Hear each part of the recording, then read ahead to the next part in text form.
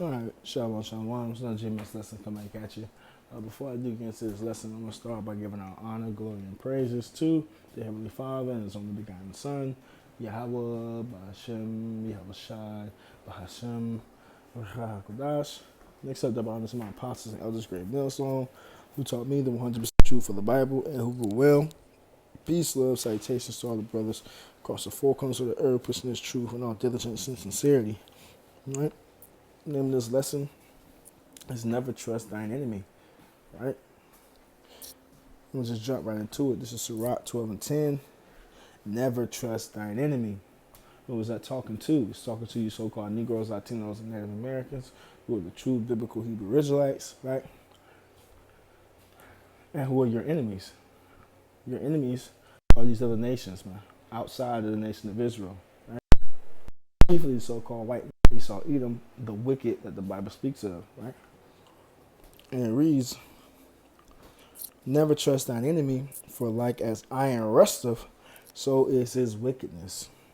Though he humble himself and go crouching, yet take good heed and beware of him, right? It said, for like as iron rusteth, so is his wickedness, right? This devil is the border of wickedness, right? Edom is the border of wickedness. The border of something is the beginning and end. So when we talk about wickedness, wickedness begins and ends with the so-called white man, Edom, man, right? So just like iron rusteth, if you leave anything that's iron alone, right, unattended to, unreferred, right, what it's going to do is going to show forth its rust, right, in due time. So, just right?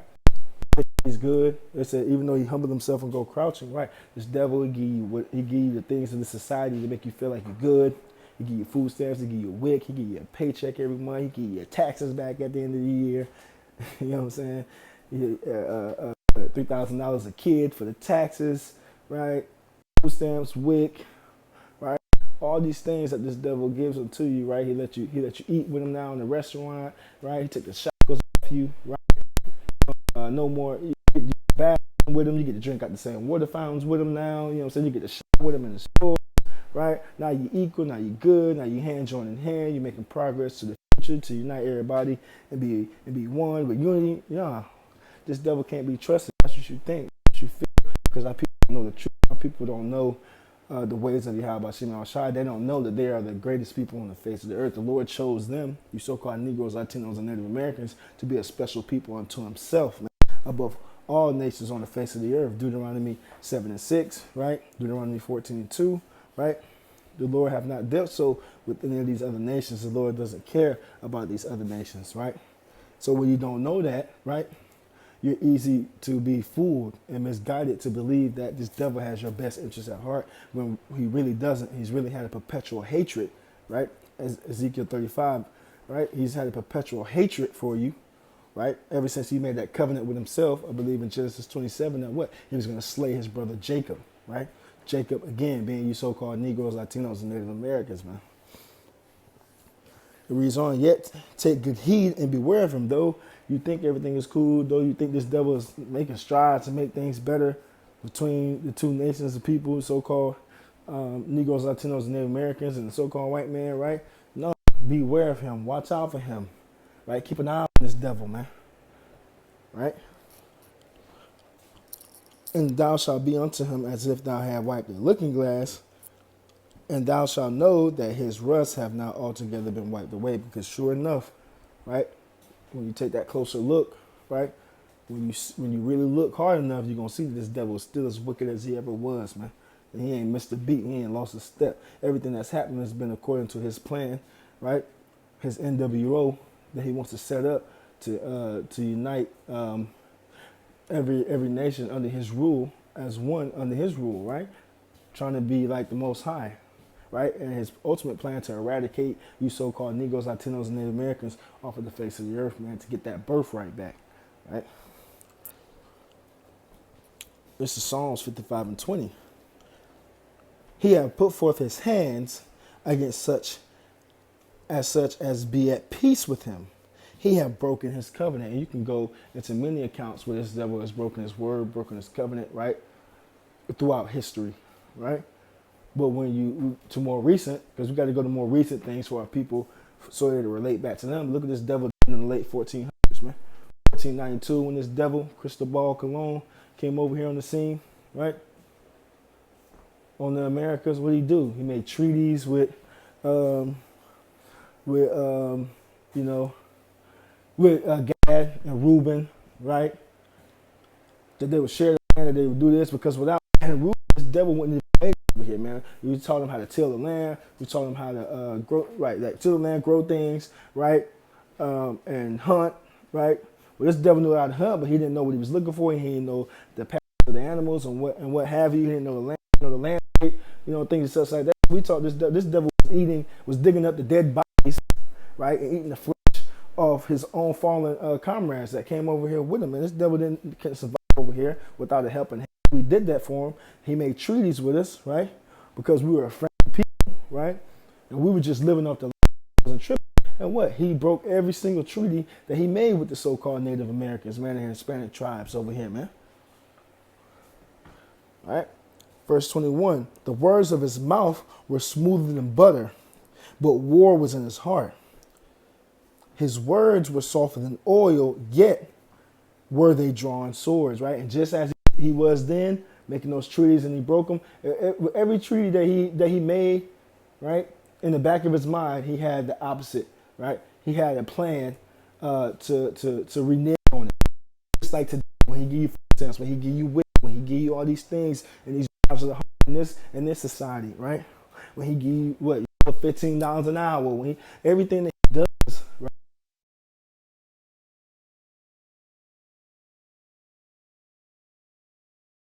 It's like everything that he does in the back of his mind, right?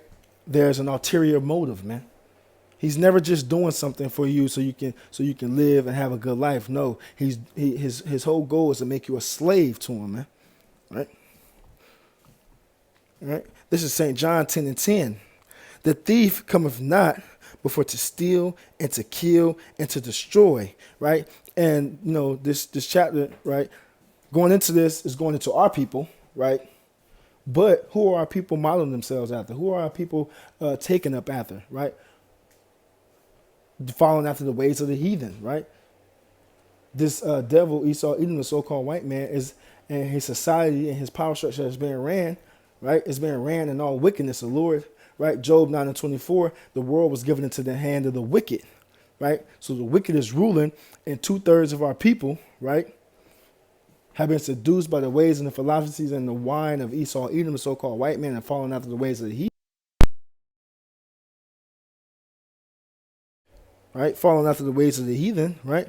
So they are taking. He is the ultimate thief. He is the ultimate killer. He is the ultimate destroyer here on the earth, man. He steals everything, right? I'm gonna read that again. St. John 10:10. The thief cometh not but for to steal, and to kill, and to destroy.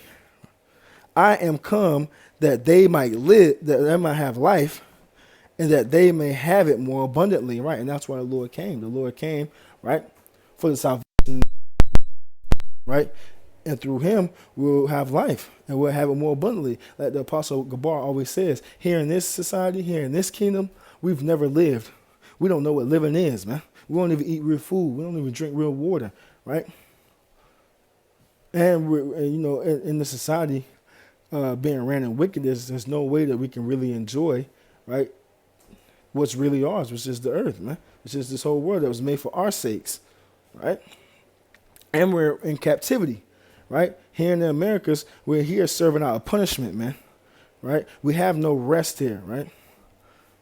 We have nothing to look forward to as long as America is still standing, man, right? So the Lord gave us back this word. The Lord came and sacrificed himself, right? And Lord willing, we be covered by the blood that was shed and the sacrifice that was made, right?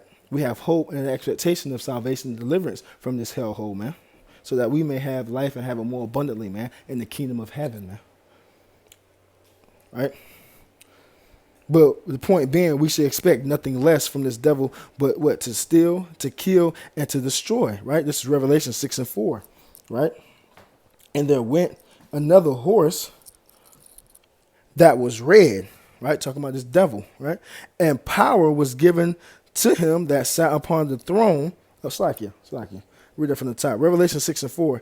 And there went out another horse that was red, and power was given to him that sat thereon to take peace from the earth, and that they should kill one another. And there was given unto him a great sword. So this devil, you can expect nothing from him but lies, deception, right? And the power to take peace from the earth. So what? He's never going to bring peace. He's never going to bring, world peace and all this and all that he plans to achieve on his side, or what he may push through his propaganda, his media that he wants to achieve. He's never for that. He's never for righteousness, man. He was only given the power to take peace from the earth, man. Right? And what? He was blessed with the sword, man. So this devil only knows how to kill and destroy, man. He don't know how to be righteous. It's not a righteous bone in his body, right? And that great sword, right? And on the left-hand side, he's just really the Lord's whooping stick, man, for you jakes, man. He wasn't created for anything other than that, man. To be in that sword, and this devil's about to come down with great wrath, like it reads in Revelation 12:12, man. Right? So we shouldn't expect anything other than what the scriptures say that we're going to get from this devil, man. Right? And the more that you're in these scriptures and the more that you know, the better you be prepared, right? So let me get that real quick, and I'm going to close it out. This is Isaiah 33:6. And wisdom and knowledge shall be the stability of thy times, right? And strength of salvation. So what wisdom, what knowledge? The wisdom, knowledge, understanding of this 1611 King James Bible, the words of Yahweh Shemi Awashai, will keep you stable in the times ahead when this devil's about to come down, so you know what you're dealing with, right? And the strength of salvation, this wisdom and knowledge, right? Our salvation is predicated off this wisdom and knowledge that we have in Yahweh Shemi Awashai. And the fear of the Lord is his treasure. The fear of the Lord, being obedient to the Lord, right? And keeping his ways, right? We treasure that. We treasure the fact that we have this word and that the Lord bestowed his wisdom, knowledge, and understanding upon us, right? So that what? We may be saved, we may be delivered, and we may make it through this time that's coming, a time that has never been on the face of the earth. Jacob's trouble. And Lord willing, we make it through it. Lord willing, we be saved and delivered on the first go around. So with that, I'm going to go ahead and close it out. Give them peace and love to your elect. Shalom.